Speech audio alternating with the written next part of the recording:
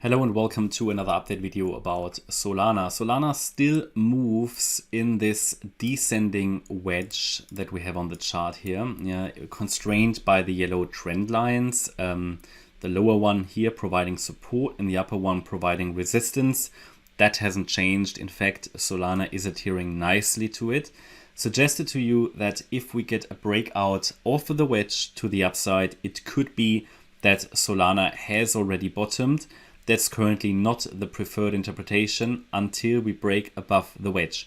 That would basically be our signal that Solana has bottomed a little earlier than anticipated, because ideally it gets one more low. Price action yesterday could suggest we have bottomed, but it's not crystal clear.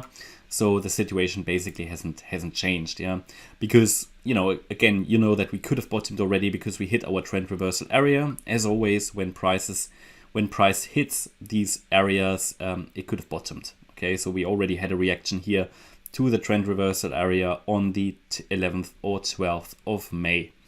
We rallied, but only in 3 waves. So first of all, let's talk about the, let's say, short-term bearish count, the count where we expect one more low. And then we can talk about the possible bullish count. How would that look if we've actually bottomed? So we're basically at a key decision point, like Bitcoin is as well, Ethereum is as well.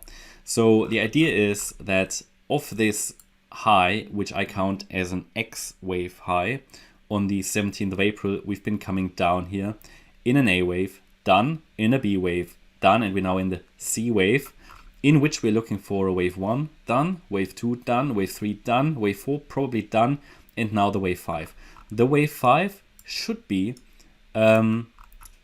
it should be an ABC structure, because the entire move down in a C wave is an ending diagonal.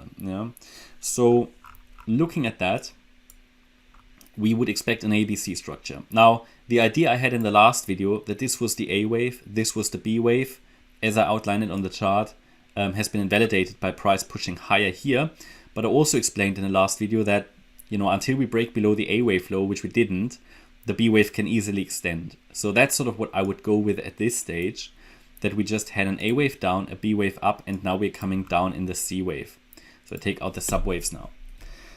This would need to be a 5-wave move in an ideal case, the C wave. And now we are going to see the decision, I think, because if we get a wave 5 down, the next low could be the last one. So if we get one more low, it should be really this C wave which delivers that. And if we talk about targets, if we talk about the length of the wave A and compare that to the length of the C wave, we normally, in this case, I'd like to see the 1.618 extension, something around $19, $19.45 here, because then it would take it to another low.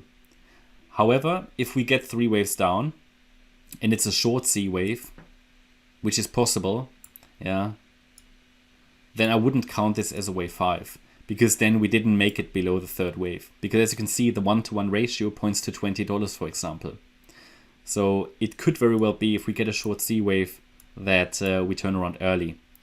And how would that work out with a higher level pattern? Well, it would just mean that Solana came down in a WXY correction, not an ABC, and it bottomed here on the 11th or 12th of May.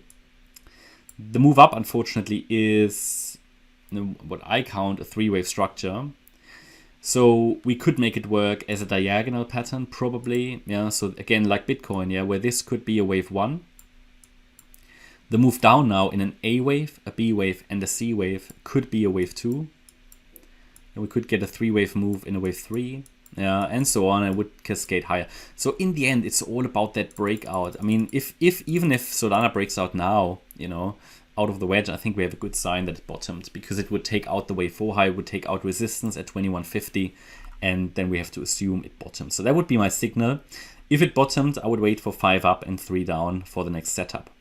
Don't forget, we already had a setup here. Price reacted to it, so the next one will surely come. Resistance so far, price got rejected from resistance, but it hasn't really left the resistance area to the downside. So we need to be watching that 2150 level, because this is the 50% retracement level. where we got rejected already here on the 15th of May. A break above that again would be additional confirmation that we have bottomed already. So it's all about that wedge pattern. Can we break out and take out the resistance at 21.50? Relevant levels above that are 23.30. I think that's quite a relevant level. And then a very, very important level, in my opinion, is, let me zoom out a bit. Typically, what would it mean if we bottom? It means we bottom in wave 2. That means important resistance will be as well, or an important level to break would be the wave 1 high at $24, and then a very, very important level, that's more medium-term level, is 26.80. This is so important because that's the wave 1 high of the 30th of January. And it provided support before here, as you can see. Okay, so that's a relevant level. If we break above that level, I think we can assume that we are in the yellow third wave anyway. So projections are generally to the upside. Short term, we might get another low, but the idea is as long as we're holding 1778 in our support area, we should be able to rally higher in a third wave. Okay, that's my update about Solana. I hope you liked the update. If you did, please hit the like button, leave a comment and subscribe. And if you really like the content, then please check out the channel membership. Thanks a lot for watching. Bye-bye.